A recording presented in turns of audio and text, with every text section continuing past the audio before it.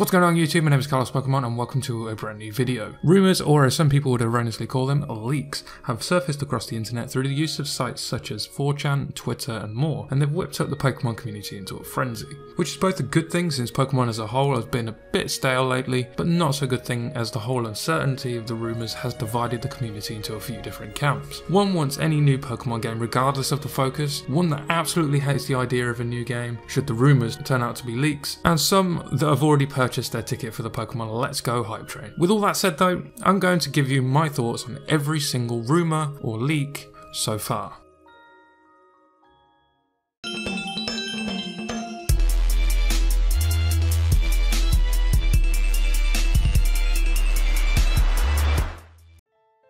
First off, we had the Twitter account Pixel Park, which seemed to pop up out of nowhere, but I'm told was around previously. I don't know, maybe it's just new to me. Anyway, they started hinting with tweets that they had information on the Pokemon Switch game and predicted that there would be a March Direct. Now there was, but there was no mention of Pokemon. My thoughts on this particular source are twofold. On the one hand, the prediction of a March Direct to give him or her some form of credibility, so some could say that their post should be taken seriously. However, as I'll later discuss, it's not unheard of for multiple people to post rumours or fake leaks as part of a group effort to fool the community. For the fun of it, for example, see the fake starter leaks that surfaced a few months ago that turned out to be a couple of artists attempting to see if that art could fool the community. Where this is different, however, is Pixelpar then claimed that if there wasn't a direct within 30 days, he'd draw all of his tweets. And there wasn't a direct, and so he carried on drawing all of his tweets and used them to hint at the current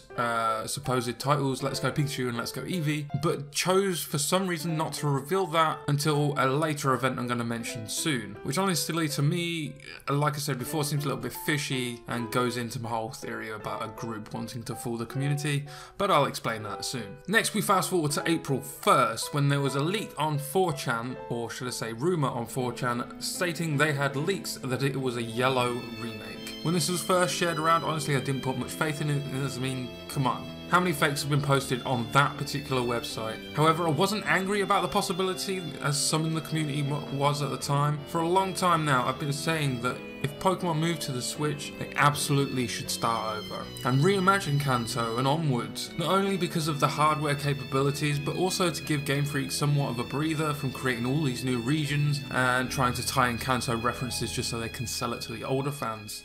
As we all know, nothing sells better than nostalgia. And speaking of that, the next thing to happen was full of it, as an image of what looked like a trainer with an Eevee riding on its head surfing a Lapras surfaced on the internet. Not unlike the Poke ride we saw in Sun and Moon, but obviously with the Eevee on the head it did raise some eyebrows. For this one I couldn't locate a source for it, but I'm sure all of you watching this either knows where it's come from or are not too fussed where it comes from, to be honest. At this point it's quite old. For me, this screenshot did nothing to fuel the rumours, and it kind of didn't do anything to detract from them either. It was a screenshot of believable graphics, or at least early graphics for a Switch game, and the possible Eevee on the trainer's head, even though it was kind of fuzzy, definitely tipped the picture towards the side of truth. However, given how close these graphics were to Ultra Sun and Moon, it didn't quite tip it for me. Fast forward some more, and the same guy from 4chan then posted the logo he believed was for Pokemon Let's Go Pikachu. And again, this was one that was from 4chan, so it's difficult to believe, in my opinion anyway. This one, however, did pique my interest. That is until someone very quickly made a Let's Go Eevee one themselves, leaving me wondering if it was that easy for them to create a logo that was so believable,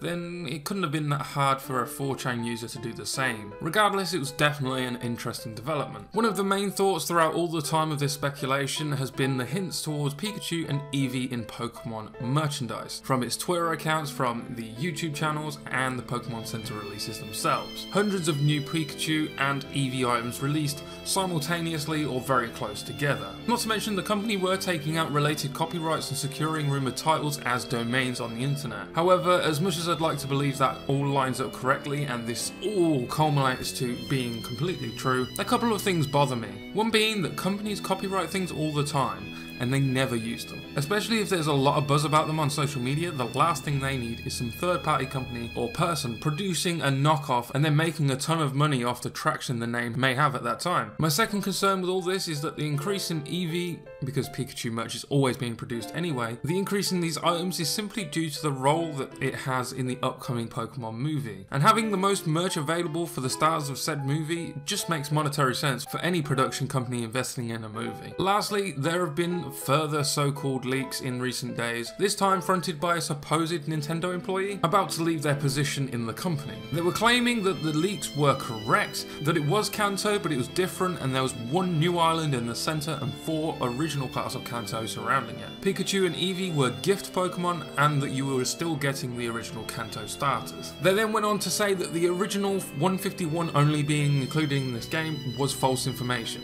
And as far as this information goes, I kind of consider it to be the least believable of them so far, as this person's only line of credibility is literally claiming that they work for Nintendo. The only way this one could have been less believable is if the person had posted that their uncle was the employee. So these are all the rumours or leaks that I could find. Overall, where I land on these is if it's true, fantastic, great. No problems with this at all. Given the evidence presented so far, however, I'm not convinced. I guess time will tell. Hell, for all I know, they could announce Pokemon Snap 2 in the time it took me to make this video. But anyway, those are the facts, the rumours, the leaks, whatever you want to call them, and those were my thoughts, but I want to hear what you think.